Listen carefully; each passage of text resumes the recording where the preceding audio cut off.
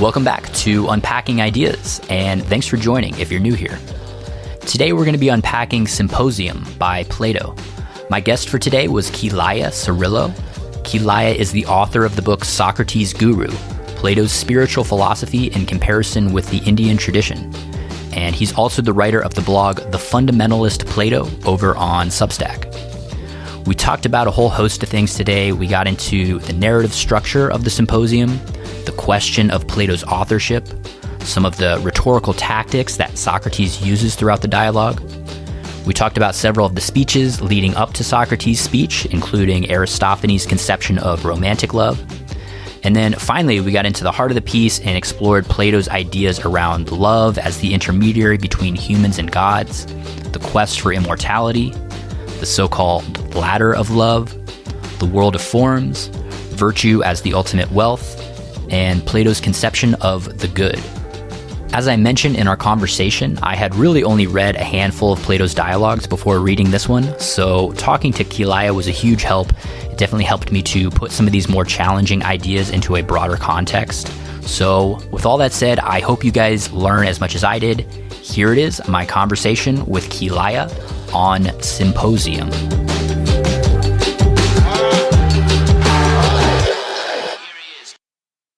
Welcome, Kay. Thank you. Good to have you. So we met, I think it's actually about a year ago. I don't know if you remember this, but we were in Bryant Park, before a meeting a mutual friend. I remember you had this giant book on Plato that you had written. Oh, and you've got it here. Amazing. What's the title? Socrates' Guru, Plato's spiritual philosophy in comparison with the Indian tradition. Oh, awesome. So it's basically showing how what the philosophy that is contained in the dialogues has a lot of similarities and connections to what we find in Indian philosophy. And showing how they are more similar than actually Plato is to the rest of Western philosophy. Oh, interesting. Yeah. Okay. Yeah. There was a lot of talk in the symposium here that was making me think of different Buddhist ideas, which we may or may not get into, but That's very cool. So you've obviously been thinking about Plato for quite some time. Yes. I also maintain a blog called The Fundamentalist Plato on Substack. So this is basically where I share all my ideas about what a pure form of Platonism would be. In other words, a Platonism that takes all of Plato as legitimate and credible, which is a kind of rare animal today. Most Plato scholarship rejects good 30-40% of Plato's philosophy, and they still call themselves Platonists. Yeah. What are the main things they reject? Like some of the all the cornerstone stuff, like the theory of forms, Plato's epistemology, his idea of what knowledge is the most important stuff. But also the underlying ideas about virtue being wealth. That's one of Plato's most important principles. The idea that when we have virtue, we have the greatest things that one could have in life. Okay. Yeah. Okay. Interesting. So you would consider yourself among Platonists to be, I don't want to say maybe the extreme end isn't the right way to frame it. But that's correct. Oh, yeah. It is correct. Okay. Fundamentalist. Fundamentalist. Okay. There we go. That's kind of an analogy in that, I'm one who takes all the dialogues completely as a unified philosophy and considers them all working together and legitimate and truthful. Gotcha. Right. Well, and as somebody who's read a lot of philosophy, I have read an embarrassingly small amount of Plato, and he's just one of the cornerstones of Western thought. Yeah. I mean, it's ironic is that's what I usually get from people. I mean, actually, if you go to university today and you get a degree in philosophy, you'll actually read very little Plato. It's not really. Yeah, you really have to specialize to be taught Plato even in the big schools. for a lot of reasons. I think mostly political reasons, but okay. That's a whole nother story. You know, I was going to say that surprises me, but then again, I was just having a conversation earlier today with a guy who's a mental health worker, and he was saying in his training to become a mental health worker, he read like almost zero Freud, Jung, like some of the early so-called fathers of, psychoanalytic thought. Right. Maybe it's just, not in vogue right now to not study in that. vogue, not in vogue. And I think, I think, we're going to be talking about a dialogue that is one of the most engaging. And there are so many readers who read this on their own every year in every country around the world, and they feel connected to it.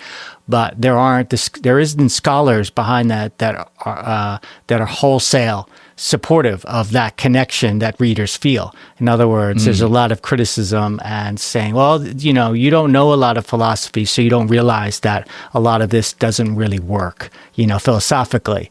Okay, interesting. Yeah, so I'm one of the rare people who says, actually, no, it does work, and this is how.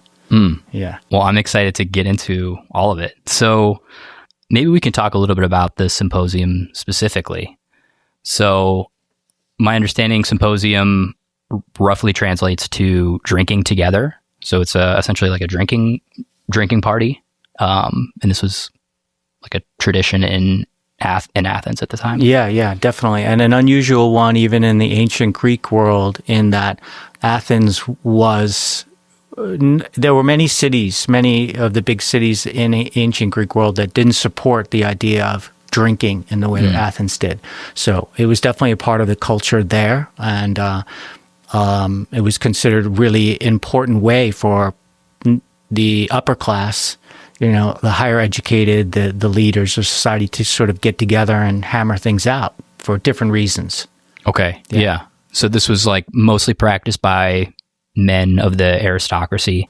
Definitely, yeah. And drinking, my understanding, is just kind of a small part of it, or a part of it. It's more about having intellectual discussions as well, less of just cracking open some beers. And there's a lot of elements to it. I mean, it's actually complex, and Plato's Laws talks about all the reasons why drinking is an accepted part of like elite intellectual society.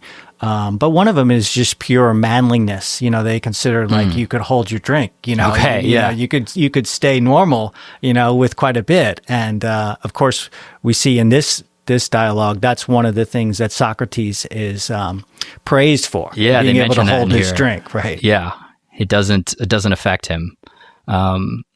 Well, so in this dialogue, as we'll kind of find out, we have this cast of characters who all give speeches on the topic of Eros, and they're kind of trying to, basically, in their own words, talk about the nature of love, or Eros. And I guess I'm just thinking about this now, but is there some connection between a drinking party and Eros? I mean, is there, I guess, do you think there's a reason that Plato specifically decided to host this philosophical discussion within a drinking party? It's interesting that you say that. I mean, there are parallels. They make a connection between a lover who's head over heels in love, doing quite foolish things, behaving in quite unusual ways, and drink was also known to cause the same kind of behavior. Yeah. So there could be something there. I haven't actually thought about that much. Okay, yeah, no, I was just thinking about it right now, but. And we do have the very drunken Alcibiades crashing, the party at the end. So, right. So maybe we could just give like a brief kind of summary of the narrative part of this before we get into like the actual philosophical content. Yeah, so this is, the format of the dialogues in general is someone telling the story, recounting a conversation that had been had sometime in the past. This one is a little bit unusual, and it's a little more complex in that the chain of repetition is a little bit more. In other words, someone heard this conversation who was present, Aristodemus, and he told it to Apollodorus, but Apollodorus told someone else, and then he was reminded to tell it again. So he's telling it in a way like where he's recounting almost these three different tellings. Yeah, game of telephone kind of at the beginning, right? Which I was kind of surprised as well that like Plato doesn't really like set this in the present. It's kind of set, we have these friends who neither of which were present at the actual symposium, and they're basically recounting the story through, this other friend.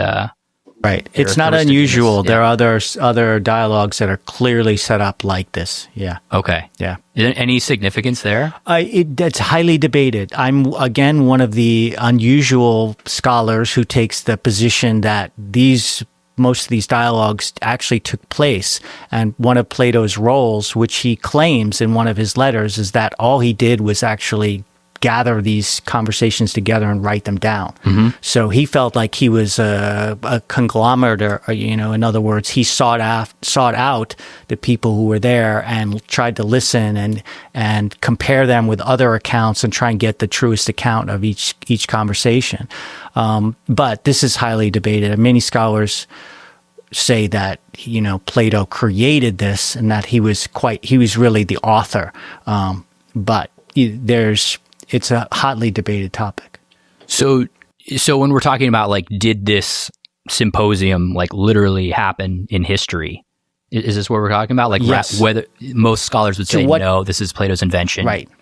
Right. To what degree, or there are scholars who land in the middle, say some of it could have happened and Plato added this. And so there's, a lot of ink has been spilled on this issue, and it's quite unresolved. Yeah. I mean, I think there's enough evidence on either side. Again, that's my point of view, that you can see this as an actual conversation that happened, that has been, some details have been fudged or lost or whatever, filled in. Okay. Or it could be just more historical fiction type of thing. Because these were actual historical figures, these characters in the dialogue, right? Yes.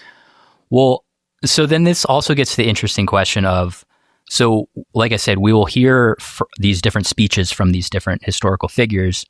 And so the question kind of comes up of like, which of these ideas represent Plato's ideas? That's the issue that is debated, because if we take one of his letters as legitimate, that was left behind as part of his corpus, where he says, very little of it is original to me. He says the vast majority of what is found in all these dialogues comes originally from Socrates. These were his ideas. But again, many scholars say, no, we think that he created these ideas and Socrates himself never said these kinds of things.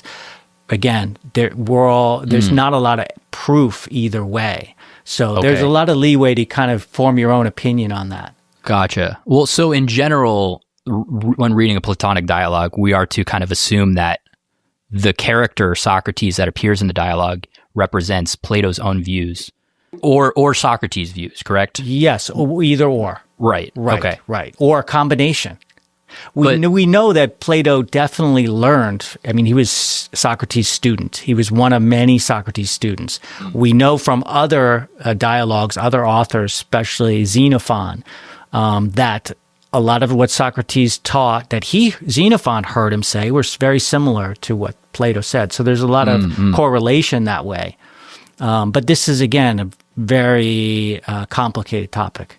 Okay. But it's, I guess, less debatable that, like, when we get to, like, Aristophanes' speech, we aren't to assume that this is what Plato thinks, correct? Some say. Oh, some say that really? He made the whole thing up. Yeah, there are scholars that say even Aristophanes' speech was created by Plato. I find that really hard to believe, since this was a contemporary figure and he was known to be a critic of Socrates. So there's politics involved. I mean, there's a lot of background here. I find it hard to believe that Plato would have put all these words in real life figures who had power in the city and not expect retribution of some sort. Yeah, but, absolutely. Plus, the picture he paints of some of them isn't particularly pleasant, so... Yeah, well, and I guess this is a question that gets brought up anytime that you have a kind of more narrative philosophical text. I'm thinking of reading Dostoevsky, for example. It's hard to tell which of the characters in a Dostoevsky novel represent Dostoevsky's actual views. Right. And a lot of scholars do approach it in a similar way. They feel like, okay, Plato's the author, but he's also possibly borrowing on ideas of real figures or contemporary themes that he heard and knew. So he's representing kind of what was happening contemporaneously.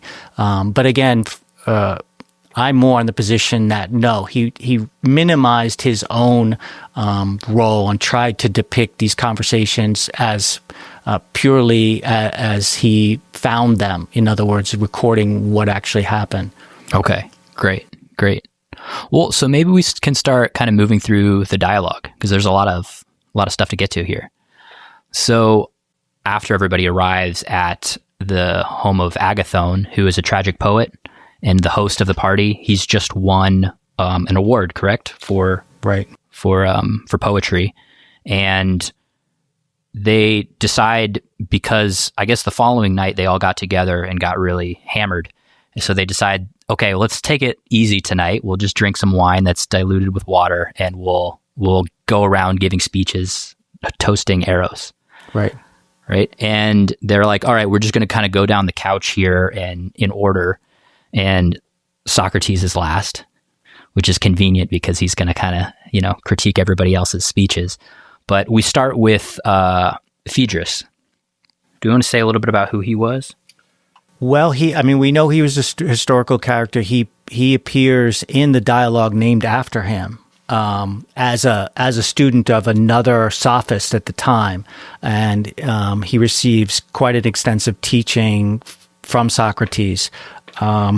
But there are no works of his particularly that are existent. So we're limited to what we know. Okay, as far as what we know. Yeah, and his kind of opening speech, he talks a lot about shame, and how basically no one would want to do something that is shameful in front of their lover. And he even mentions, maybe I'll read this passage here. He says, quote, "If a man in love is found doing something shameful or accepting shameful treatment because he is a coward and makes no defense, then nothing would give him more pain than being seen by the boy he loves, not even being seen by his father or his comrades." Yeah, so it's the idea that after there is an established relationship, the lover is trying to make every effort possible to remain like a worthy person in the partner's eyes, right? So he's kind of utilizing that to say, okay, so love really makes everyone better for this reason, right? Whereas the later speeches focus more on the courting aspect. We'll see, but he's really more honing into what happens after that's happened and a relationship's been established, and people tend to encourage each other to be to maintain good behavior. Is the opposite of being shameful in some way. Right. It's which is questionable, really, right? Because if you're already the kind of person who has very questionable morals or whatever, and you have a partner similar, you're not likely to criticize each other. Right. I don't know. Yeah, it's an interesting argument because it's basically saying it's positive social pressure to be a just person. He even says. He talks about an army of lovers. He says, if only there were a way to start a city or an army made up of lovers and the boys they love, theirs would be the best possible system of society, for they would hold back from all that is shameful and seek honor in each other's eyes. Right, and historically that actually happened. One of the cities in Thebes, I think, where an army was made up of all men lovers paired up, and they actually, I don't know the story exactly, but they showed incredible strength in facing much larger armies. Oh, I was even thinking about take aside the kind of romantic love between, people that are in the same army. I feel like there already is a lot of social pressure among, men who are fighting together in battle to not be cowardly, right? Like, not only do you not want to kind of leave your platoon mate behind, but also you don't want to appear to be unmanly or I feel like there's a lot of that social pressure already. Of course. He's arguing that would be increased if the men were actually sleeping partners. Together. Yeah. Well, maybe now too would be a good time to address, there's a lot of talk in here about not only homosexual love, but also I guess the love between an older man and a younger man, or even a boy. Maybe we can give a little bit of historical context for this. Sure. Because I was a little bit surprised how much of that was in here. Yes, it definitely is. Requires mostly, some footnotes. Yeah. It's mostly about that kind of love. So, this custom varies per each different Greek city have different approaches. Some it's considered shameful, The vast majority of people, even in Athens, its guests looked down upon this, but it was a habit, mainly occurring within the upper class, higher educated people, and the wealthy. And the reason behind the system that they valued is that they thought that it was a way to pass on virtue from the older men who were considered the leaders and the established, upright people in society, and make sure that the younger generation actually gains those virtues as well. And those virtues were considered essential for a good society. Like an apprenticeship kind of. Exactly, apprenticeship. And the motivation is the romantic love. So the older gentleman is looking at the younger boy, or, it's boy. It does say boy, but you could say teenager as well. And he's looking for, first thing he's looking for is the beauty, right? And we're going to see in other speeches that there's a differentiation between some of the older men are looking only at the beauty, the young boy's body, and some men are looking not only at the beauty of the youthful boy, teenager, but also at his character. So that's kind of said. This is a higher form of this kind of relationship. This kind of social custom is if you're not just after the body. It's not just sexual. Right. But of course, that is a component. That is definitely a component. And the younger boy is basically vetting all the courters or all his potential lovers, and seeing which one is offering the best goods, and those goods should be about virtue and good behavior and wisdom and, good behavior. But also what gets factored in is money and political power, right? What kind of family do they come from? And so these are the human things that work themselves into this situation. No, I was surprised kind of reading some of the footnotes and all of the kind of, etiquette at the time with how this courting process worked. Because like we said, it is kind of a apprenticeship, which entails, sexual favors on the part of the younger boy. So it can entail. I mean, that's one of the things that Socrates was quite unusual in him saying that no sexual act should actually ever transpire between these people. But of course, he's saying that, and it's not taken very well. I mean, this is not the norm. This was not the norm. I mean, that's where we get the idea of Platonic love. So the Platonic love is that there's no sexual component. But of course, that wasn't the norm. There was a sexual component. And again, it was considered supposedly a lifelong relationship. This wasn't supposedly like a short-term apprenticeship. This is supposed to be a lifelong relationship where these two men partner and could stay with each other for their entire lives. But the sexual part stopped after the boy reached like 20 or something? No, not necessarily. No, really? I mean, I've never seen anything to think that. Oh, okay. Yeah. In fact, Socrates in one of the other dialogues called Gorgias criticizes the sexual act, but because he says once it begins, it doesn't stop. He says you lose kind of control, and that's just the habit between those two men, and it goes right till their. Okay. Well, this is great because this gives us some context here, because our next speaker is Pausanias, who is in one of these relationships with the host, Agathon. And he is the kind of older gentleman, or the lover in this sense, and Agathon is the younger, kind of the beloved. And a lot of Pausanias' speech kind of deals with this subject. And as far as my understanding goes, he kind of breaks down there are two different types of love. There is this heavenly love and there is common love.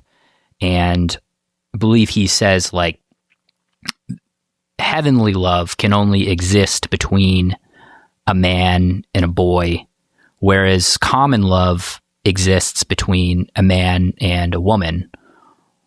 Or I guess also can exist between a man and a boy, but in a much more just like superficial, lustful, sexual component. Yeah, I think the translation is vulgar or intemperate, in other words, shameful. And the idea there that the reason that heavenly love can only exist between two men is because the Greeks believed that only men were strong and virtuous, capable of kind of like ethical. It's partially, but it was mostly about philosophy. They considered philosophy required an education, and most women at that time did not have education in philosophy or in anything intellectual. In other words, so it was kind of understood that if you were in a relationship with a woman, most likely there wasn't much opportunity for these kinds of deep discussions. And so because that was highly valued, in his speech, for sure, I think he makes that point, is that's one of the reasons why the men with men is a more virtuous kind of relationship for that reason. Okay. That makes sense. And he also, another part of this speech that stood out to me, he was talking about some of these different types of love in the context of different societies. And he talks about absolute societies. He says, quote, "The Persian Empire is absolute. That is why it condemns love as well as philosophy and sport. It is no good for rulers if the people they rule cherish ambitions for themselves or form strong bonds of friendship with one another." Yeah, so he's basically saying that when you have a totalitarian ruler, it's not in that ruler's best interest for men to be partnering in this way, because they're going to educate themselves and they're going to make sure that they're strong. In other words, in the best possible way that a man can be strong, which is not just physically, but also intellectually, in terms of wisdom. So he said that in those kinds of closed regimes, they really discount. They don't want this kind of relationship happening, because they want the people weak. They want them to be uneducated. Yeah, they want them to be manipulatable. Whereas he said that if you're in a relationship with a woman, that's where you're more easily manipulated in this way. Interesting. Okay, that's totally not how I was reading it, but that makes a lot of sense. It's basically the idea of like, kind of like the Fahrenheit 451. Like, who knows who will be the target of a well-read man. And that's bad if you're a totalitarian government. Absolutely. Okay, that's great. I'm glad we cleared that up. Well, maybe we can keep moving and talk about the speech of Eryximachus. Okay, great. So he was a medical doctor, and he kind of gives us a medical doctor's perspective on love. So he also talks about there being two types of love, but he kind of breaks it down into like healthy and unhealthy. Or I guess even more particular, talking about like harmonious love and I guess unharmonious or chaotic love. There's some background here. At the time, there was a famous pre-Socratic philosopher, Empedocles, whose basic, his tenet was that everything happens either through the power of love or strife. And he said that's the only causes that there really are. So Eryximachus' speech is kind of building on that in a way, and he's kind of saying that the vulgar form of love is really this disordered kind, which Empedocles called more directly chaotic, or strife. Got it. Well, and he's also the first one, I think, to take love out of the context of just like an interpersonal relationship. And he's talking about, if we look throughout nature, this kind of love or harmony, I think is almost a better word for what he's talking about, exists, where, there being harmony amongst the animals, there's harmony in music, in the seasons, and he mentions the sky as well. Yeah. Right. Yeah. Right. Yeah. Just to read a little bit about this, he says, music, like medicine, creates agreement by producing concord and love between these various opposites. Music is therefore simply the science of the effects of love on rhythm and harmony. And this connected with the common ideas of what a doctor does. If we read the works of Hippocrates, which we have quite a bit of, we see that these ideas of like finding means between hot and cold, wet and dry in the body in terms of the phlegm and bile and these other kinds of components of the physical body, and the doctor kind of has to make them work together, make the extremes work together, and that's health. When they're kind of off kilter is when we get disease, like a bile is too inflamed, or phlegm, there's too much phlegm, this kind of thing. Gotcha. Is that similar to like Ayurvedic medicine? Very similar. Where there's very strong. Okay. Yeah, that's part of why the background of connecting the ancient Indian culture with the ancient Greek. There are a lot of these similarities. Well, and just to give our listeners some context, that's from my understanding, if you are, one of these people who has kind of more of a hot temper, you're supposed to eat some more foods that are going to kind of cool you down and so forth. And that's part of what doctors did back then. I mean, diet and the regime is essential to cures in most cases. The doctor has to say, no, you have to change your diet. This is what you have to eat. This is what you have to do exercise-wise. Got it. So he's big on kind of homeostasis, making sure everything remains in balance. That's about it. I mean, it wasn't the most original speech, but I think that's kind of the idea behind a lot of what Eryximachus is saying. So then Aristophanes makes the next speech, and this is one of the more famous ones. Do you want to maybe take the lead on this one? Well, it's he makes this he proposes this idea that originally humans were spherical, right? And there were three kinds. There was a male, female, and an androgynous kind that was male and female. And he said those original humans, they had 4 legs, 4 arms, 2 faces, 2 sets of genitals. But they were really rowdy, and they tried to overthrow the gods, and the gods, punishing Zeus particularly, punished them by cutting them in half, saying, okay, we can't eliminate them entirely. This is, by the way, part of, there's a lot in this speech that really would grate on Socrates. There's a lot of these things that Socrates ended up criticizing quite a bit, and possibly was part of why he was executed. So there's a lot at stake here. So Aristophanes says, because the gods depend on humans for their sacrifices, they can't just eliminate them. Right. Who would praise us? Who would sacrifice for us? Well, who would give us things? I mean, like when you give burnt offerings and stuff, that's supposedly going directly to them. It's like a payment, gotcha. Kind of thing. So they rely on the humans. Yes. They can't just kill them off with lightning bolts, So he says, okay, well, this is my solution. I'm going to cut them in half, make them weaker, but then he took pity on them because the two sides of the house were just hugging each other and starving. They wouldn't do anything but hug each other. Yeah. So he said, okay, this isn't working because they're not sacrificing. They're not doing the normal thing. So he rearranged them so that their their genitals were facing each other again, like towards instead of the genitals being in the back. So then he allowed them to have sexual intercourse in that way, and they were happy, and so they went back to their normal way of life. But he said humans have to make sure they keep worshiping the gods, because otherwise the gods will come back, Zeus will come back and cut them in half again. We don't want that. Yeah, so this is sort of like the threatened punishment to you better keep going to the temple and make sure you say your prayers. So this is all kinds of stuff that really rubbed Socrates the wrong way. Great. So there's a lot in there. So he tells this myth. I mean, one of the things I think you might have left out. So there was 3 different genders of the creatures. So there was an all male gender, an all female, and then a androgynous one. So when he cut in half the all male one, that's how he says we get homosexuals, is because, you know, the two men are basically attracted to each other. And that's basically his whole thing, is we spend our whole life trying to find our other half. When you cut in half the female, you get lesbians, and when you cut in half the androgynous, you get heterosexual people.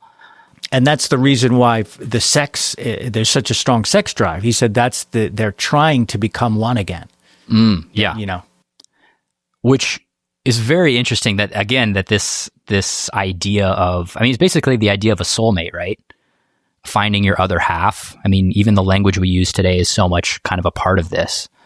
I even think of those, like, do you ever have one of those friendship necklaces that had like the broken heart, and you know, with your friend, you put the two hearts together? Yeah.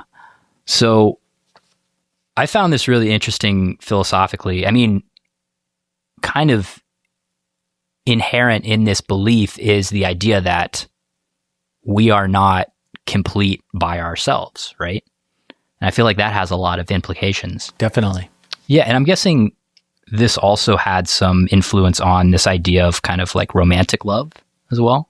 Is that safe to say? I would think so. Although he does make the dig at heterosexual love just as much, that these, only the androgynous types were oriented with one man interested in woman, women interested in men. Most of them are homosexual, either woman with woman, man with man is the result of this. But yeah, I think the overall idea is quite compelling and has been compelling for many people. They really resonate, like, just with this feeling of just not wanting to be apart from the person you're in love with, right? And I think that's really resonated with people for thousands of years. Right. Well, in a feeling that, like, if I find my other half, then I will kind of experience this transcendence of some sort. Completeness, yeah. Completeness. Yeah. And do we want to talk a little bit about Socrates' criticism of Aristophanes' view, or do we want to hold off until we get to Socrates? Well, I can just mention that it's not all actually in this dialogue, but in like the Republic, he makes he makes the point that the gods don't behave like this. They're not out like bargaining for what they get in the sacrifices. He criticizes depictions of the gods as being like having these kinds of flaws, these human-like traits. And so that criticism actually was quite threatening at the time for the Greek religion, because this was their stories. According to the stories, this is what the gods did. And Socrates is saying, like, no, this is not correct to depict gods behaving like this. I see. So this would really, I mean, it doesn't depict, Aristophanes' speech doesn't depict Zeus in a very positive light, right? He's quite. But if I mean, there's not a shortage of stories though from Greek mythology where Zeus is not the nicest guy, though. No, right? That's right. Yeah. I mean, and Socrates wanted to throw all that out. Oh, okay. All of it, all the adultery, all the like intramarital sex, all the fighting that happens between the Greek gods in the stories and traditional stories. Okay. So he said that's all incorrect. Wow. Yeah. Wow. Yeah. Well, maybe we can keep going. Maybe we can talk about Agathon's speech. So he's the last one before we get to Socrates. And as a tragic poet, no surprise that his speech is very poetic. He is kind of praising all of the different virtues of love, and kind of lists love is wise, love is patient, love is kind, all of these types of things. This was personally my least favorite speech. There didn't seem to be a lot of ideas in here other than just kind of him very poetically saying how great love is. But am I wrong in saying that, or is there? No, I think that's it. I mean, he flips the switch theologically, in that he says that love is the youngest of gods, whereas I think Pausanias has said he's the original god. So he's changing up the story of like the background, but he makes this point of saying, like, you have to understand who love is first before you praise him, which is the idea that Socrates is going to build on. But like you said, he's he would be considered kind of like a romantic poet in a sense. He's really like using very flowery language in order to paint a beautiful picture of love, saying that he's delicate, he's such soft feet that he walks on the soles from one soul to the next, and that he's fluid and supple, and nobody notices him. He's kind of like this, almost like this baby Cupid that we have the idea of.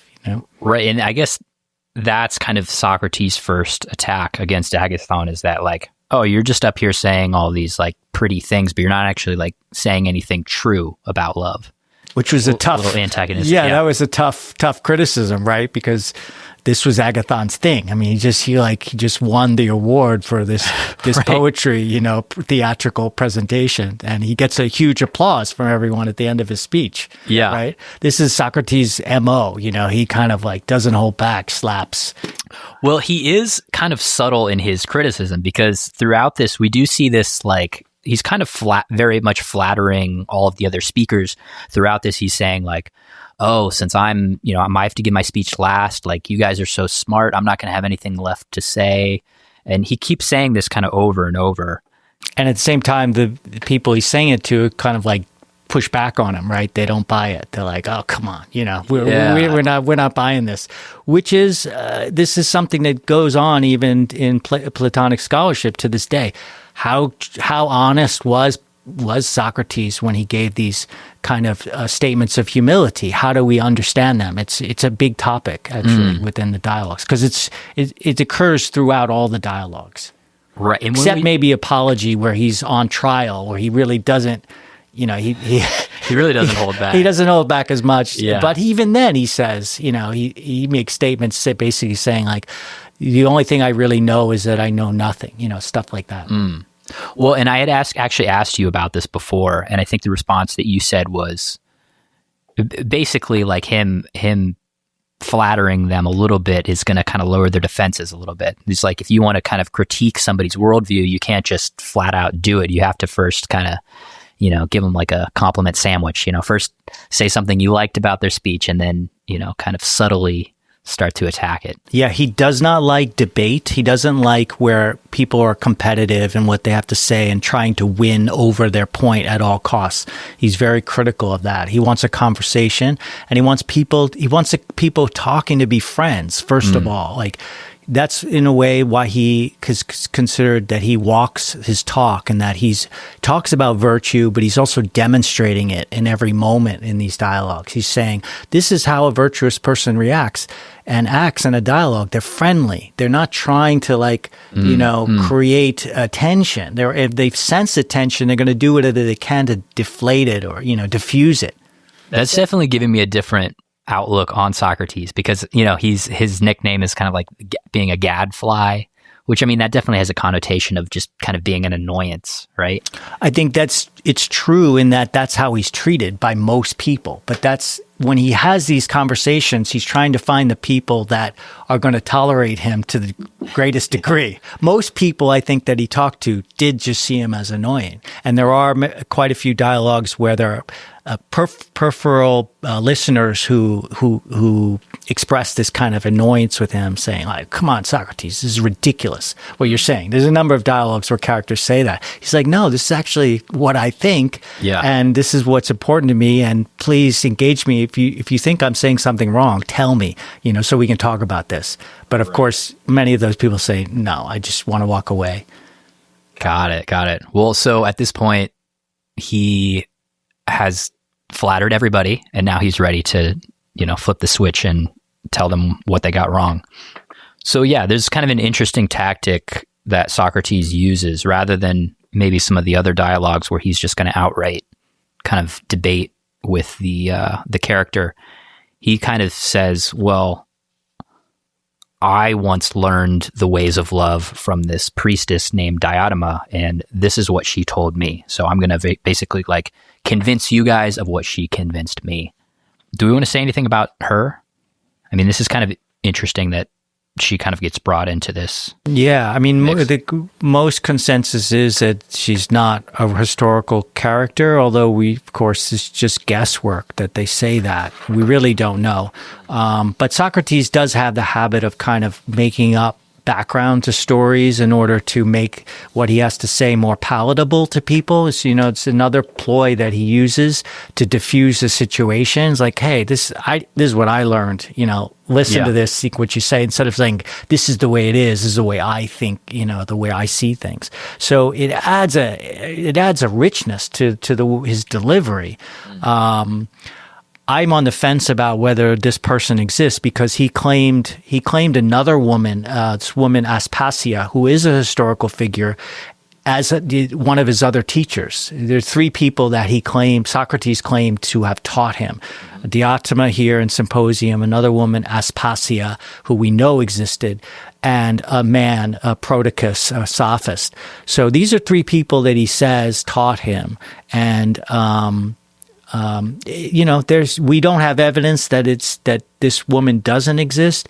He says that she had this power of prophecy and she warned Athens about a plague, 10 years in advance. We have no historical record of that. Yeah. So we don't know. And maybe we could talk, what do you think is the significance of female entering here, or of just the fact that all of these, well, I guess not all of the teachers you mentioned of Socrates are women, but, two of the three. I think it's very significant because one of the things that shocked people about his discourse, The Republic, is he really said men and women are equal. And that went against the grain, obviously, in a lot of ways in the day. So this kind of supports it, him saying that he learned from a woman. Of course, it wasn't completely unknown in Greece that there were very unusual women who were very wise. And this other woman, Aspasia, we know was one of those. So it's not completely strange for this to happen. But I think that he was drawn to a woman to be taught from. Yeah, it's significant, I think. Great. Well, so we now have Socrates explaining the exchange that he had with Diotima. I was thinking we could kind of try to lay out the argument that Diotima is making. Maybe I can tell you how I paraphrased it. Go ahead. Tell me what I got right or what I got wrong. So we're talking about Eros here, and that's sometimes translated as love, but it's also sometimes translated as desire, correct? Yes. Well, that's one of the things that comes up in this speech, is that Socrates particularly connects those two words, and they're two separate words in Greek, the erotic or romantic love and desire. And so that's a significant addition that he brings in. He's saying that romantic love is desire. Okay, and that's significant too, because a lot of this kind of argument that we're about to get into, for me, it didn't really click until I started equating the word love with desire. So would it be fair if we just substitute love with desire in this argument? I think so. I mean, he switches back and forth, but he's definitely equating them. So yeah, we can. But we have to keep in mind that he's equating them, and he's also saying that when we're in love, it's relevant. This, what he's describing, how he's describing this, is relevant specifically to that condition. Got it. But he's expanding. It's not, he describes love in this case as not just romantic love, right? He's talking about love of anything. So when you have a passion or obsession, you can include it in what he's talking about. Okay, great. So I think the first point that she gets him to kind of concede is that desire is the desire for something. You can't just desire, you have to desire something. And he's like, well, yeah, sure, that makes sense. And then kind of asks, like, well, what is it that we desire? And I think they agree that you desire beauty. Right. And then basically, like, well, why do we desire beauty? And I think they land with this idea that, like, we want to possess it. Yes, we lack right it. so We far? feel a need for it. Okay. Just to note, this part of what you're talking about now is not yet what Diotima contributes. This is between him and Agathon, the prior conversation that they have that leads up to his saying. So Diotima basically adds on to all this stuff we're talking about. So this argument kind of gets going before Diotima gets brought in. Right. Got it. All right. So we desire beauty because we want to possess it, and then basically the question will, what happens if we possess beauty? And they kind of land on we will be happy. That's why we want to possess it. That's why we want to possess beauty. Right. Okay. Because it's good. In other words, we want what's good. We consider what's beautiful to be good. So we feel a lack of that, and that's why we're after it. And then they also then get into talking about like, well, how long do we want to possess it? We want to not just possess it, but we want to possess it forever. That's a key part. In other words, he's saying someone might criticize and say, well, I love money, but I have lots of it. So I'm not feeling a lack. He says, in that situation, you love money because you're aware you could lose it. Yeah. In other words, so your love of money is not just that you want it, but that you're aware you need to hold on to it. Right. Preservation. Right. And this also, they talk a lot about here. One of the arguments is we only desire that which we do not have. Right. So an important thing there is that he connects desire is for what's lacking, like you said. But it's also, he also says that means it's desire for something that we don't have and what we are not. And this is a big philosophical aspect of this that has profound implications. In other words, he's saying there's a philosophical relationship between what we possess and what we are, right? If we think of who we are, it's got to be some properties. It's got to be due to something we possess, whether it's handsome or, tall or whatever. These are properties that we possess. But he's saying that if we desire anything, it's got to be something that we don't have and that we are not. So the important, one of the reasons why that gets applied in very profound ways is that it's very important in Plato and in Greek philosophy, ancient Greek philosophy, to pursue know thyself. In other words, just examine yourself, find out who you are.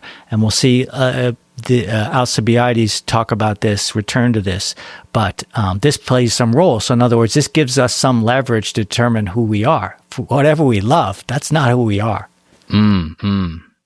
So Diotima wants to make the point that love is not beautiful, which is kind of startling to everybody. Like, what are you talking about? Like, Agathon just made this whole speech about how beautiful love is, and he says, well, if we're going to say that love must love something, or desire must desire something, then it must lack the thing in which it desires. And then continuing with that, which is even more startling, she makes the conclusion that love is not good because she makes a connection between beauty and good. We want what's beautiful because we consider it good to have. We want to possess something good. We don't want to possess something bad. Even if someone was to say, oh, this is a really beautiful object, but we know it's radioactive. We're not going to want it, right? No matter how beautiful it is, it's got to be good for us. Right. So she's saying, like, okay, if love is something we lack and it's beautiful and we want it because it's good, that means we're lacking good, and that love in itself is not good. So the next question that I think Socrates asks Diotima is, well, then is love ugly? If it's not beautiful, then is it ugly? Right. And then she says, no, it's in between. Like something doesn't have to, just because it's not beautiful doesn't mean make it necessarily ugly. And this is a huge step for all of Platonic epistemology, actually. Plays a huge role in in Plato's theory of the forms. So this is really difficult to grasp and really important in terms of understanding Plato, that there is this intermediary zone between the opposites. This is somewhat philosophically new. It plays an important role that there can be this middle zone where the two sides kind of meet in some strange way. Yeah. In the analogy that Diotima gives is, it's basically like the ignorant are not in pursuit of wisdom because they're just ignorant. They think they know everything. Exactly. The wise are not in pursuit of wisdom because they are already wise. They don't have anything to pursue. So somebody who has basically good judgment is, I guess, also in this kind of middle ground between the two. That's a very important point, because most of the dialogues you have Socrates pursuing a conversation that's going to lead his listener to think that they don't know anything. In other words, he considers it a very progressive and positive state when you realize everything that you thought you knew, you don't actually know. So that's reaching this middle ground. You're no longer ignorant. In other words, you don't have ideas that you think are correct, but actually aren't correct. But you're in this middle zone of thinking that everything that you know is not as correct as you thought it was. So you're seeking out wisdom at that point from this middle place. And that's a really important position to be in, where Socrates says at that point, then you're ready to progress philosophically and gain real knowledge. So there's these two extremes. In this dialogue, it's between, a beauty and beautiness and ugliness, but it also applies to knowledge and ignorance, like you're saying. And he's going to paint both of these sides as in absolute terms. Like when you have knowledge, you have something certain. When you have ignorance, you don't even know that you don't know. Yeah. But if you're in between the two, you're in a good place, because you know you don't know, but you haven't yet reached any real dependable knowledge. That's great. And this is basically like also kind of her making an analogy to love as being this intermediary. And in this case, love is actually personified, right? She's saying that love is not only this intermediary position, but it's actually a spirit. She says all spirits, which we could use the words angels, I think, from a Christian tradition. It's not God in the highest sense, but it's the intermediary that communicates between humans and God, right? Yeah, she says, quote, "He is in between mortal and immortal. He is a great spirit." Yeah, and I guess this is also something I think that startles everybody is, everybody has just been giving these speeches talking about God, or Eros being like the first God or the youngest God. And then he's saying like, no, actually Eros is not a god. Right. But yet Eros is being positioned in an incredibly important way for human beings, because Eros is like this messenger to God. God, she says, has nothing to do with us directly. Yeah. She makes that point, like, no, there's no actual contact or communication between us and God. We need this intermediary spirit in order to have any connection with God. And that is desire. We have to have a desire. We have to have desire. And you could extend that to love. I mean, Socrates really was a lover. He claimed to be a lover. He claimed to know about love. He makes this claim in a number of places in this dialogue. And I think this is what he's getting at. He recognizes that love is this incredibly potent bridge to the divine. So we've established at this point, we love something. That thing that we love is the beautiful. We want to possess it because we want to be happy. We want to possess it forever. There's a bit of this talk of like, how do we possess it forever? Yeah, she really expands on this idea that we're mortal. We know we're mortal, but we're in pursuit of what's not mortal, what's immortal. We want to try and escape our mortality. And the way that we do it is through love. And that can be expressed in a number of ways depending on our character. She said, if we're more earthy, we're looking to gain immortality through children. And then the next step up is through becoming famous, where our name is remembered. And then finally, the highest level is the philosopher, who is looking to continue or preserve these beautiful ideas in the next generation. Right. She says, all of us are pregnant, Socrates, both in body and in soul. And as soon as we come to a certain age, we naturally desire to give birth. And she's talking here, I mean, it's a very interesting metaphor, this kind of giving birth. But what she's talking about here is this kind of desire to remain immortal. Yeah, to partake of immortality in some way. And he's saying that that's just inherent to our consciousness. That's a part of our consciousness. In other words, Plato or Socrates defines consciousness in these two terms: pursuing what's going to make us happy. Yep. But it's not just a temporary happiness. And this is a key point that he makes that distinguishes what he's saying from hedonism and other forms. He's saying that we only want long-term happiness, and the longer, the better. In other words, we're never happy when our happiness comes to an end. Yeah. Right? So he connects the two and says, we want to be permanently happy. That's our drive. That's the inherent nature of consciousness. But that contrasts with the reality of it, the reality of our bodies, the reality of our minds, is that, and reality of love, she's saying as well, is that it's always dying and being reborn. Yeah. So we're fighting this process that's actually ongoing. Well, and then so that leads to the next thing she says, which is basically she kind of puts these things in a hierarchy of like, all right, if you are trying to pursue this, whichever more immortality project will be the longest lasting, that actually having kids is not the highest one. Yeah. Is that kind of the idea?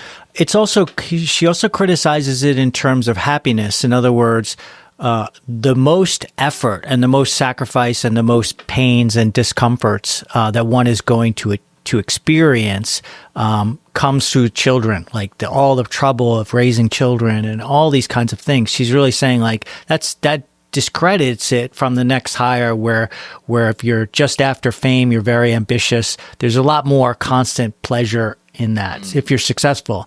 But she says the highest, which is the preservation of these beautiful ideas through philosophy, that has the least discomfort involved. In other words, there's more steady happiness and fulfillment from beginning to end in that form, in that way of pursuing immortality than the others.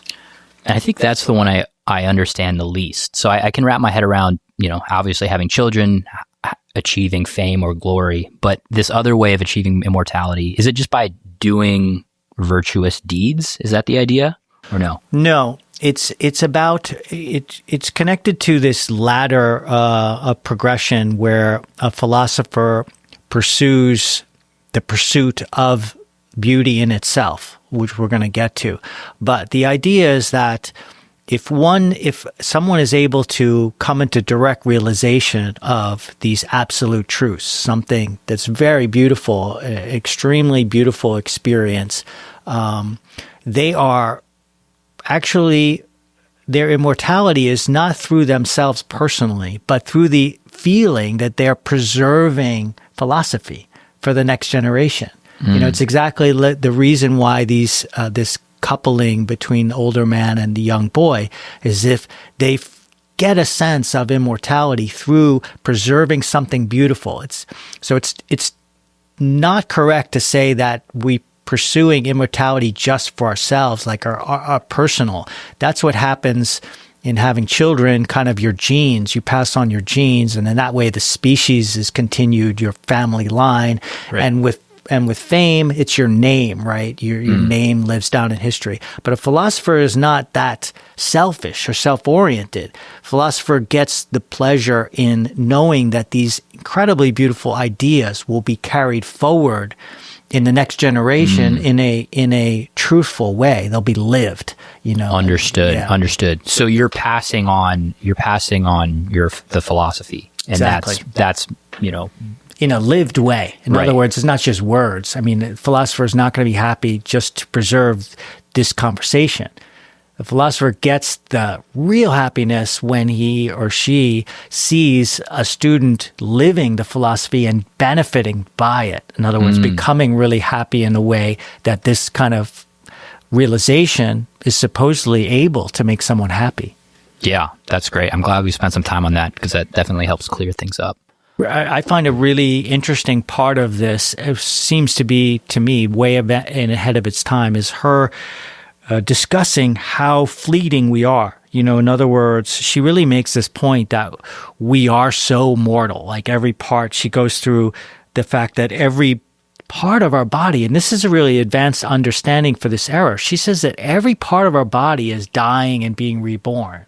We know this today scientifically, that all the cells, except for a few neurons, have short lifespans, and like our physical body is completely different, or almost completely different than it was 10 years ago, 15 years ago, right? But this is exactly what she says. And the interesting thing to me is that she combines not only the physical, but she also says our manners and our customs and our opinions are constantly changing. So she's painting ourselves as this progress, that there's this thread of continuity, but it's mostly about change.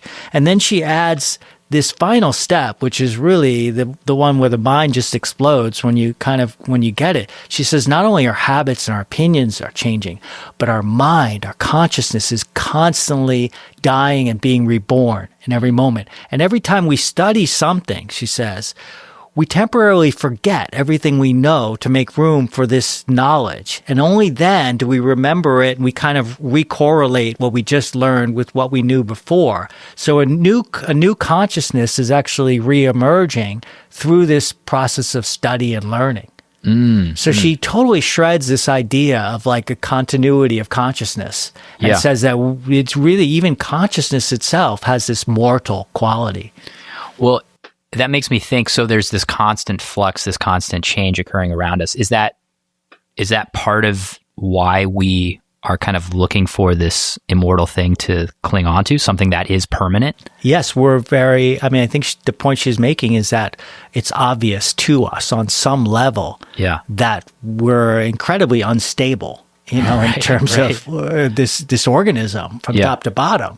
And so it's quite nerve-wracking, I think a lot of existentialist philosophers would be happy with this, saying like, we're living in dread of everything falling apart at any given moment. Yeah. So rich, so rich. So I was hoping maybe we could pivot a little bit to talking about this question of what is the beautiful, right? Because we've been talking a lot about desire, why we desire, our need to, want to possess immortality, etc. But the thing in which Plato thinks we're desiring is the beautiful. And maybe we can get into this kind of query they go down of talking about, well, what is the beautiful? Right. Well, she corrects that originally that was Socrates, and a lot of the other prior speakers were saying we're pursuing what is beautiful, whether we see it as beauty, exterior physical beauty, or beauty of virtue or habits or behavior. We're in love with what is beautiful. But Diotima adds an important caveat here. She says it's not just beautiful; it's got to be good. We have to think that it's not just beautiful, but it's good. And it seems like it would be the same, but it adds a distinction. In other words, like I said before, even something that we could call beautiful, if we know that it's poisoned or is going to kill us, we don't want it. It's not just beauty is not enough. It's got to be beauty that's good. So the ultimate form of Plato's forms, which are these abstract ideas that are considered the highest reality or higher than our average conventional reality, the highest of all the forms is the form of the good in itself. In other words, the idea that contains the truth about what we want. And the idea is that when we find this form, when we see it directly and we're able to possess it and commune with it, our happiness will be completely fulfilled. In other words, we'll reach this kind of fulfillment, personal fulfillment. So she presents this exercise of contemplation, of using beauty. In other words, using this love of beauty as a launching board to launch us higher and higher towards this ultimate form of the good in itself. Well, yeah, and let's get into that idea. This is a very famous part of this dialogue. So it's sometimes termed like the ladder of love. Although in my translation, they talk about this as being like rising stairs. So do you want to lay out this? Yeah. So first of all, she clearly mentions this element that you're being led by a teacher. So there's a teacher-disciple relationship here that's very much a part of it. And that obviously reflects the relationship between Diotima and Socrates. But it also confirms Socrates in his role with other younger men. This is very important that even if you don't know what is good for you, if you connect with someone who has clarity on what good actually is, you can learn it yourself. You can gain this knowledge. And everyone needs this knowledge of what's good for them, right? Otherwise, we're just running around in the dark thinking, oh, this is good, this is good, but then it turns out it's not good. Right. So she presents this idea of contemplation, where we're first starting with contemplating the beauty of one particular person, right? That's the beginning in this romantic relationship. And their body specifically, right? Body specifically, initially, you're contemplating the physical beauty, the pure physical beauty of one particular person. And then once you sort of get that, then you expand that to what is beautiful in all physical beauty. So you're expanding out on what it is that you've seen in this one particular person, right? Then from that, you're expanding on to behavior. In other words, what behaviors in one particular person you can start with is beautiful. What is the nature of the behaviors? Why are those particular behaviors beautiful? And this is what they would call a soul, right? The person's soul? Well, yes, the soul is an important background idea to all of this philosophy, but we can isolate just virtue as behavior part. I mean, virtue includes wisdom, so it's also intellectual, but the three other parts of virtue are very behavioral, which is courage, justice, and self-control, sometimes translated as moderation, but I think that's an incorrect translation. So self-control, justice, being fair, and then courage. Okay. So we say those are the physical, behavioral aspects of virtue. So you're contemplating these things in themselves. And actually, most of the dialogues are these kind of contemplations. Socrates just wants to talk about virtue. He wants to hammer it out. And for this reason, we really have to get some kind of deep understanding of what these things are and how to apply them. Yeah. Right? So from there, he extends the next level is about laws, right? How do you apply the ideas of virtue onto a society we're talking about politics here, right? How do you form laws so that you have really good societies? And there are two dialogues, particularly the Republic and Laws, so named, that delve with this topic extensively. What are the perfect laws? Right? So you're contemplating just laws at that level. And then from laws, you're going to leap into the forms directly. In other words, you're going to be ready to contemplate these ideas as they exist in themselves and unrelated to anything else. Outside of any particulars. Yeah, in themselves. This is what Plato said is the only things that actually truly are in themselves. They are things that have full being. And this is an idea that gets expanded on and referred back to by all of history of philosophy since then. So once you contact these forms through first the form of the beautiful, then once you make direct contact with the form of the beautiful, you can launch into the king of all forms, which is the good in itself. And that is this transcendent experience that she talks about in very glowing and mystical terms, because there's a lot of negatives here. It's not this, it's not this, it's not that, so for sure. Don't even think you can think about it. You have to do it in order to really get it. Yeah. Isn't there there's an idea in Jewish thought where it's like you define God by what it is not? Something like that. It's apophatic theology, apophatic theology. It's a big part of Christian, all religions. In other words, this idea of how do you contemplate God? And a lot of people have said you cannot know God. You can only know what God is not. And through the knowledge, through eliminating what God is not, you can come to eventually what God is. Got it. So this is obviously all getting very abstract. And I think that's maybe part of the point, right? It seems to me like part of the move up the ladder is just kind of the ability to abstract more and more until you get to the point where the form of beauty is not dependent on any particulars. It's just thought. It's just thought. Yeah. That's and what he says there's a part in here too where he says like you can't look upon beauty with your eyes, like your flesh. You need to basically like contemplate this with your soul. That's kind of the idea? Yeah. And the soul for him is rationality. It's pure reason. It's pure logic. So this also really, really separates Plato away from a lot of thinkers that come after him that include the idea that in order to know the abstract truth, the absolute truth, whether you call it God or whatever, you need some kind of intuition. In other words, you can't approach it strictly rationally. This is where Plato really differs with all those other thinkers. He really insists, and I think he's one of the most insistent of all thinkers that we have in Western philosophy, that we can do and accomplish everything we need to do through rationality, pure rationality alone. But again, this is not something that was accepted, widely accepted. I mean, in the early days of Christianity, St. Paul made a very strong point that no, this is incorrect. You cannot know God through rationality. It's impossible, right? And so that colored a lot of not only general religious thinking, but particularly Christian doctrine, that you need something, you need a part of revelation. You need God to actually fill in the gap, meet you somewhere in the middle.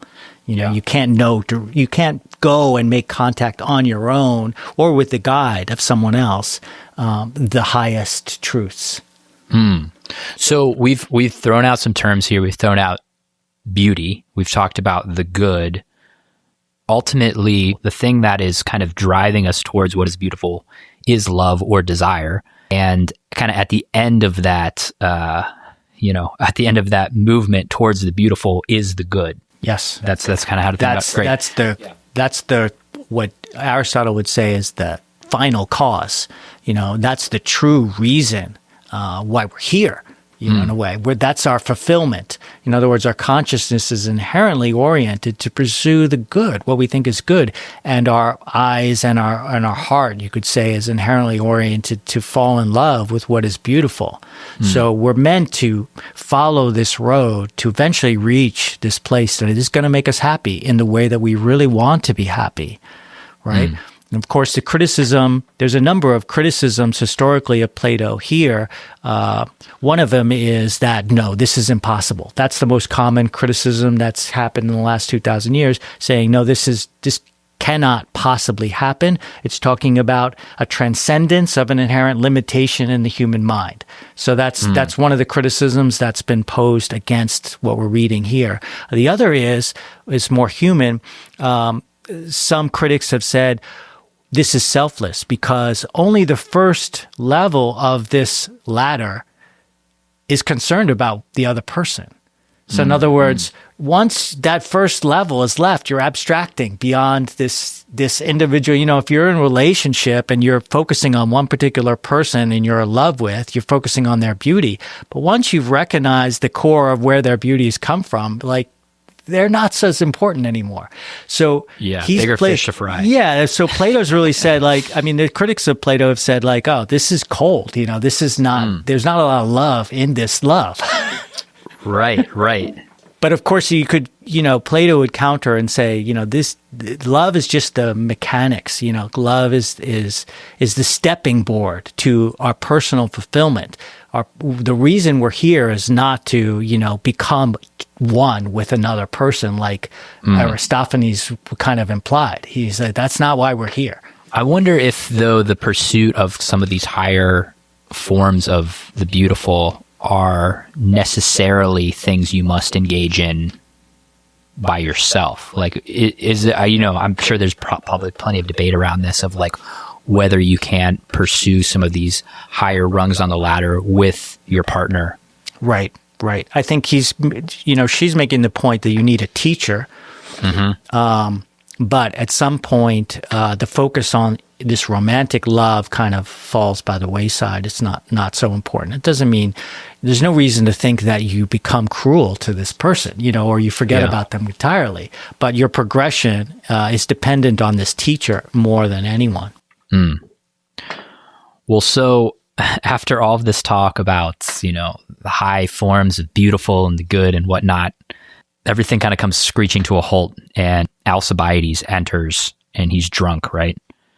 Do we want to talk about who Alcibiades was, and just to give some context for who this guy is showing up drunk to the party? So Alcibiades was Socrates' principal beloved. In other words, Socrates claimed to be a lover, which is the older gentleman in this relationship that we were talking about. And so he spotted Alcibiades in his early teens. Alcibiades came from one of the most famous families, very highly educated, very, very wealthy. So he courted him, for many years. He pursued. Socrates? Yeah, Socrates courted Alcibiades. So in this case, Socrates was the lover, Alcibiades the beloved. Beloved, okay. Right. Yep. Right. So Alcibiades, of course, one of the most courted, and Alcibiades was known as the most perfect human male beauty of the time. Like he was well known for this. Okay, He was like the statue, the Greek statue, that we've seen. Got it. So he was well sought after. He had his pick, right? A lot of creepy old guys hanging out around his house. He had his pick. So Socrates, courted him and for many years and eventually impressed him with philosophy and impressed him thinking that he would be the one to deliver the most valuable thing in life, which is virtue and including wisdom. But of course, he's well known, as we read in Symposium, to have eventually pushed Socrates away once he realized that this wasn't about like something exclusive and conventional that he kind of hoped it would. He really wanted to possess Socrates in the way that many of these relationships do. They're lifelong and exclusive to each other. And Socrates, that wasn't what he was after. He was after convincing Alcibiades to pursue virtue. And Alcibiades didn't want to pursue. He didn't want to give up his ambition, most of all. And for Socrates, that's a very important part of pursuing virtue. You have to let go of your political ambitions. You have to focus on philosophy exclusively. And that's not something Alcibiades was willing to do.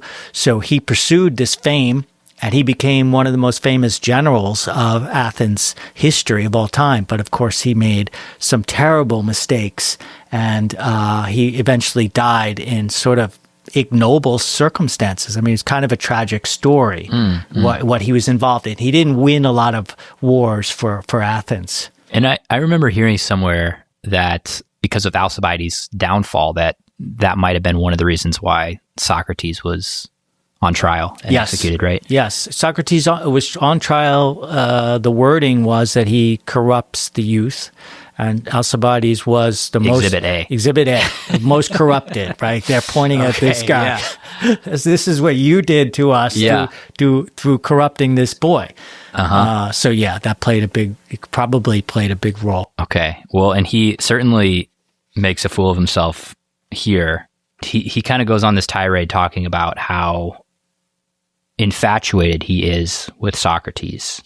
He says, the moment he starts to speak, I am beside myself. My heart starts leaping in my chest. The tears come streaming down my face. Even the frenzied Corybantes seems sane compared to me. And let me tell you, I am not alone. So we're kind of getting this snapshot of what infatuation looks like. But also what he felt was kind of spurned or trapped. He felt, he's expressing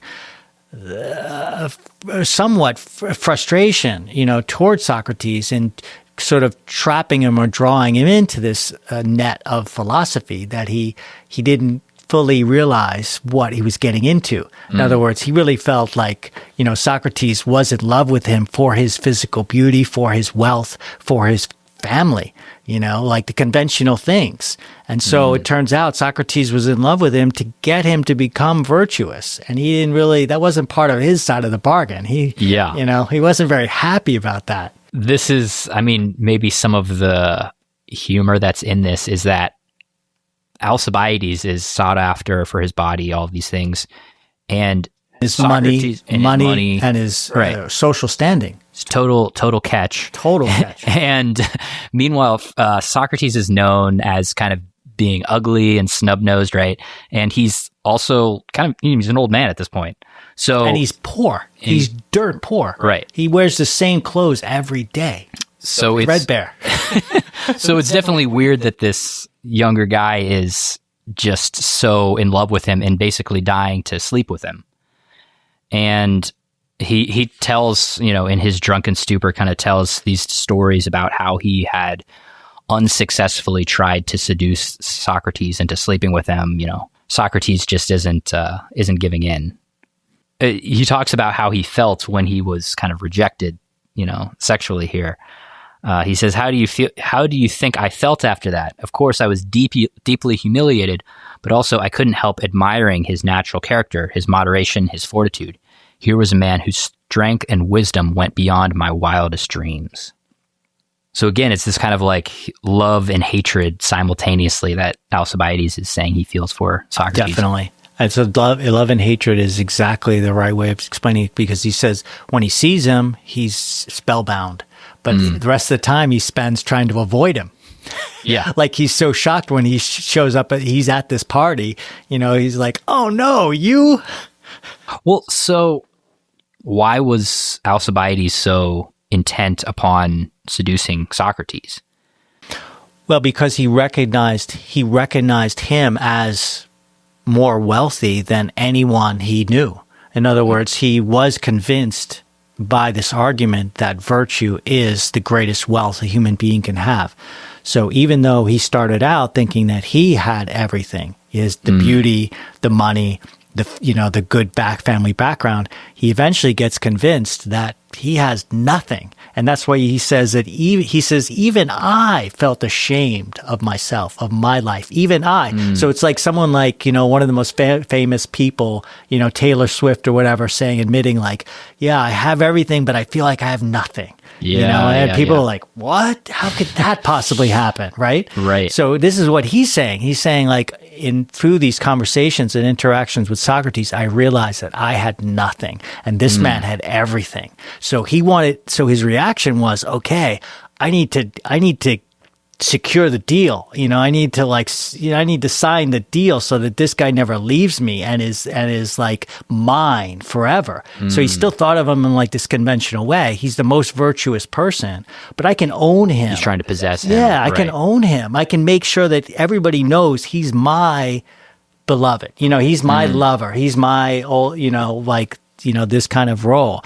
But when Socrates doesn't take the bait and doesn't actually engage sexually with him, he knows he's got nothing on him, that's the only thing that the older man is supposed to be after, right? Yeah. That gives the younger person the power. It's like the sexual attraction, the desire, the craving. And Socrates is immune to that. He felt like, wow, he's lost. I'm like a ship in the ocean, without any bearings. Yeah.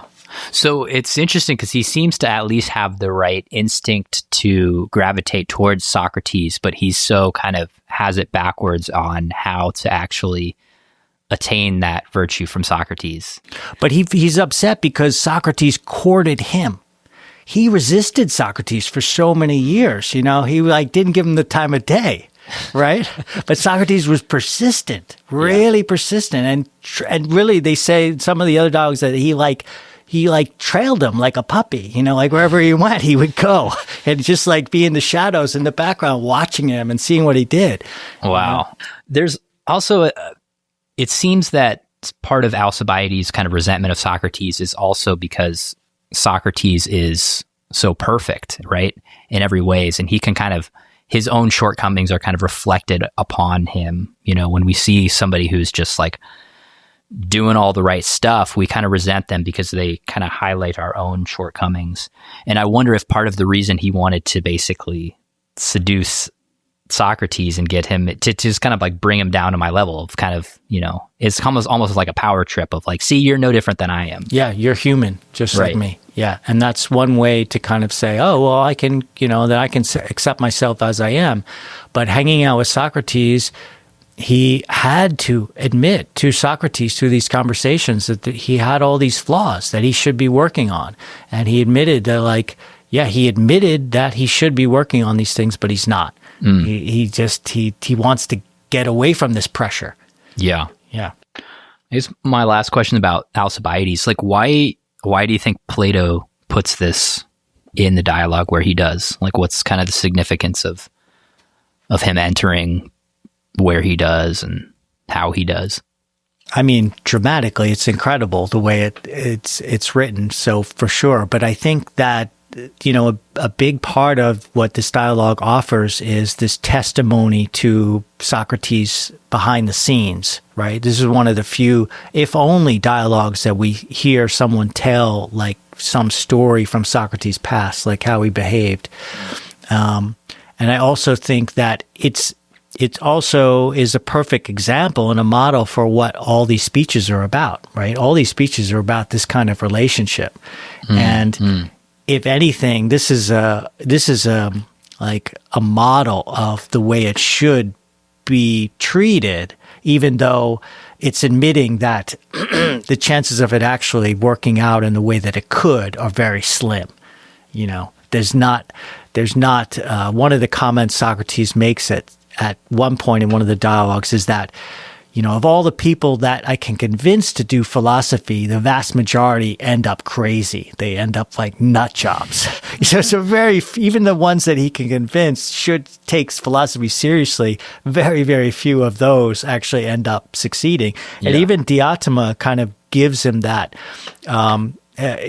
caveat. She says at one point, well, I don't really know if you can pursue this, but I'll tell you about it anyway. I don't know if you're capable of this. So even then she's treating him in the same way of saying, okay, this is really tough, but I'm going to tell you about it. I don't know if you have it in you to find the, get fulfillment. So in a way, Alcibiades could kind of be a cautionary tale of like, even if you have, the perfect guru kind of telling you the road up the ladder, you can still maybe get stuck on the first rung, or that's what is expected to happen for most people. Yeah. I mean, the challenge is just to overcome, to be in such a position socially, to have all the money and come from the highest family and have all these expectations, and to be asked to give up all those, to play any of those roles, to be such a big figure in society. That's a huge ask. It's hard to imagine many people being willing to do that. Yeah. And that doesn't touch upon all the other kinds of self-control that you have to engage in that Socrates would want for a philosopher. Well, this has been great. Thank you so much for doing this. I intend to read much more. I think I'm going to do a few more meetups on the rest of the erotic dialogues next. So I think the Phaedrus is next, and there's one more, right? Like there's a couple, Lysis, but friendship. Yeah, there's a bunch that had this theme. Yeah, I think people are going to really enjoy it. Thanks a lot, Zach. Cool.